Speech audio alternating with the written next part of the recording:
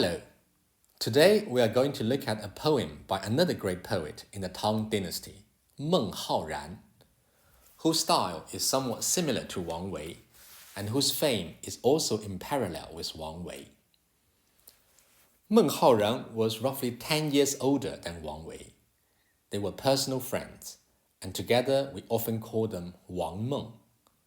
The poem we are going to look at today is Chun Xiao, which is vastly well known and loved all over the world. Chun is spring, and Xiao is morning. So this is a poem about morning in the season of spring. 春晓，唐，孟浩然。春眠不觉晓，处处闻啼鸟。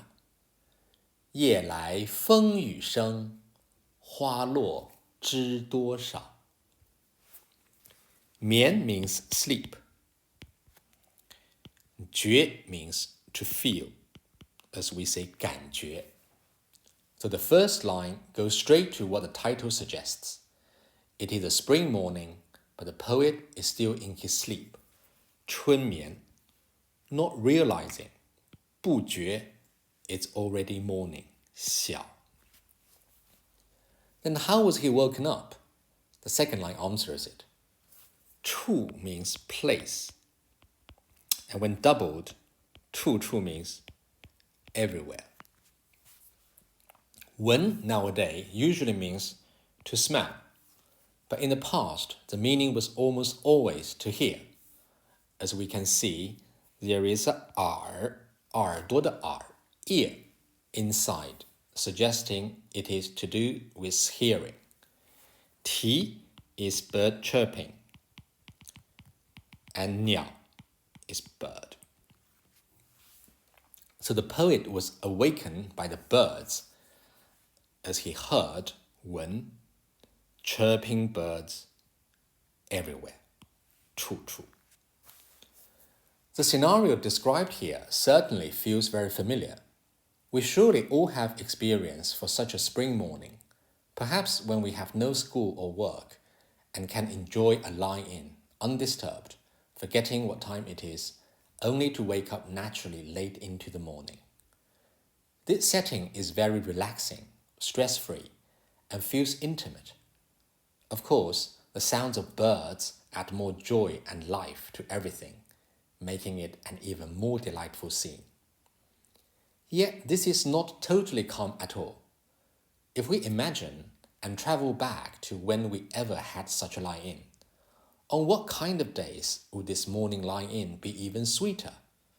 Yes, it would be on a windy and rainy day, and even better if stormy outside, when we can just hold on to our duvet in sound sleep, hidden away from all the troubles outside. With this in mind, let's look at the last two lines. 夜 is night. And 夜来 means over the night. 风 is wind. 雨 is rain. 声 is sound. So 风雨声 is the sound of wind and rain. After a whole night of wind and rain, what has happened? The flowers would have fallen. So 花落. The flowers fall. 知 means 知道, know about. And 多少 literally means more and less, but here means how much or how many.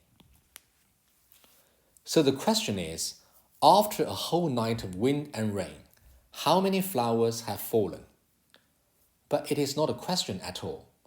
The poet is actually saying, so many flowers have been blown off to the ground. Now we can see these last two lines shows very drastic contrast compared to the first two.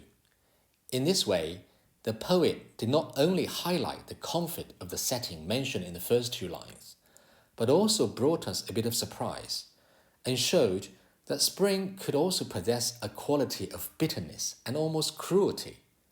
This cheeky contrast makes the whole poem much more interesting. The overall mood takes a sudden turn too. Now we are immediately taken out of the comfort zone and would instead sympathize with the withering flowers, regretting that perhaps the spring has passed its peak and will soon be gone after all. A bit sentimental, but only a bit, and despite this, the whole poem does not appear too sad at all, perhaps because this is just part of the nature, part of life, so should be readily accepted.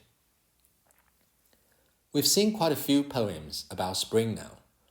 All these great poems look at spring from different angles, but the effects, while distinct, were equally beautiful and poetic.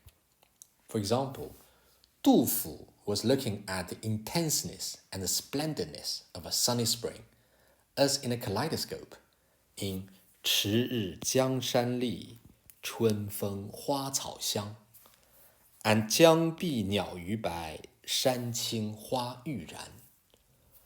Wang Wei, in his 鸟鸣涧, depicted an extremely calm, leisurely, and nearly therapeutic spring evening in an empty mountain. Here, Meng Haoran captured another side of the spring. It can also be cold, wet, merciless, and devastating. But despite all this, the overall tone is positive and refreshing.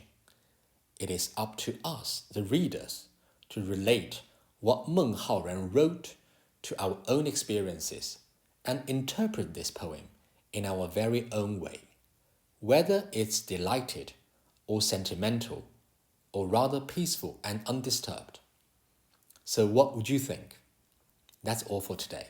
Hope you like this poem. I certainly do. See you next week.